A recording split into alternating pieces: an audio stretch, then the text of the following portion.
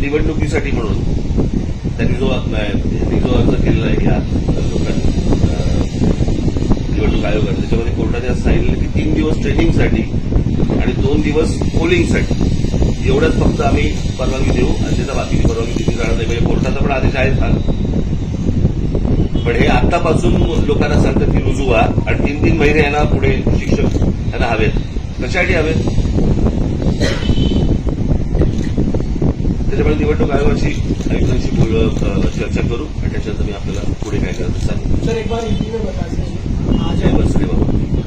Sir, पण मध्यंतरी काही संघटनांनी याच मुद्द्यावरून, ज्या शिक्षक संघटना आहेत मुंबईतल्या किंवा राज्यभरातल्या, त्यांनी प्रयत्न केला की ते सगळे संघटित होतील, परंतु त्यांना असं कणखर नेतृत्व मिळालं नाही, आणि त्यामुळे तो प्रश्न पुन्हा एकदा थंड बसतात गेला. आम्ही जाऊन विचारूच ना, निवडणूक आयोगाला विचारू की तुम्ही 5 वर्ष काय करता?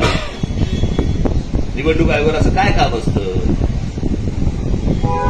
निवडणुकीचा आयुक्त जो कोण असतो, बरोबर आहे, तो तर 5 वर्ष तिकडेच असतो ना, मग तो काय करतो?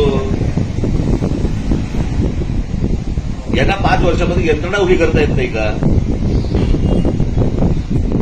आणि निवडणुका आल्यानंतर तुम्ही बोजा टाकताय या लोकांवरती. ही कुठची पद्धत? तुम्हाला माणसं नाही उभी करतायत? बरं, ही काय पहिली निवडणूक आहे का देशातली?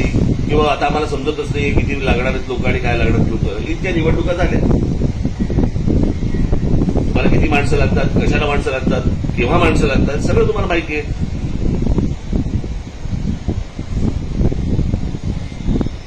आणि कडक कारवाई केली जाईल. अरे मला असं वाटतं निवडणूक आयोगावरती कडक कारवाई केली पाहिजे. 5 वर्ष झोपा काढता आणि निवडणुकीच्या तोंडावरती जागे होता. आधीचं काम काय असतं ना?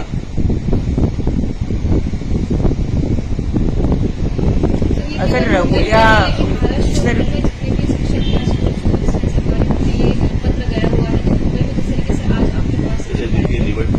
इलेक्शन कमिश्नर जो है वो सिर्फ मुंबई की नहीं, महाराष्ट्र की, महाराष्ट्र की. मेरे हाथ में अभी जो पर्ची आई है वो मुंबई की है. बाकी जगहों से भी वहां पे जो शिक्षक है उनको भी यही नोटिस गई होगी. तो सारी चीजों के बारे में बात होगी. काही शाळेच्या शिक्षकांवर FIR देखील झाल्याचं अशी पण माहिती आहे. चेक करून सांगितलं.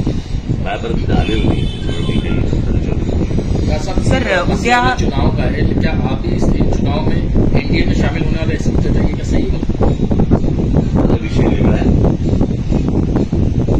ज्याला निवडणुकी होती बोलायचं त्याला मी निवडणुकी होती. सर, एक आलाय म्हणून विचारायचं नाही. सर, एक महत्वाचा मुद्दा उद्याच होणार आहे, महाराष्ट्राचा आहे म्हणून विचारते की विशेष अधिवेशन बोलवलेले आरक्षणाच्या संदर्भात 2 दिवसीय. आणि काही होणार नाही. हा विषय राज्याचा नाहीच आहे.